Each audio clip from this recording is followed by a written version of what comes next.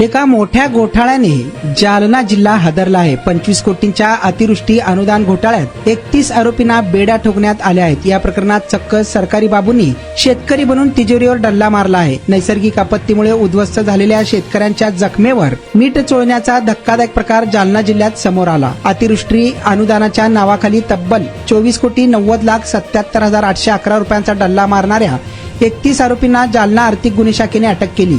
यात तलाठी, तहसील कर्मचारी आणि संगणक तज्ञांचा समावेश असून या मोठ्या कारवाईने महसूल विभागात खळबळ उडाली आहे। जालना जिल्ह्यातील अंबड आणि घनसावंगी तालुक्यात अतिवृष्टीमुळे पिकांचे नुकसान झाले होते। सरकारने जाहीर केलेले अनुदान गरजू शेतकऱ्यांपर्यंत पोहोचवण्याऐवजी येथील भ्रष्ट अधिकारी आणि कर्मचाऱ्यांनी संगनमताने एक भयानक कट रचला। बनावट नावे आणि नोंदणी करून ज्यांच्या नावावर एक गुंठाही जमीन नाही अशा व्यक्तींची नावे लाभार्थी यादीत घुसडण्यात आली। धक्कादायक म्हणजे तहसीलदारांचे लॉगिन आणि पासवर्ड चोरून प्रणालीमध्ये फेरफार करण्यात आला आहे। घोटाळा उघड होऊ नये म्हणून कागदोपत्री आणि डिजिटल पुरावे देखील नष्ट करण्याचा प्रयत्न झाल्याची माहिती समोर आली आहे।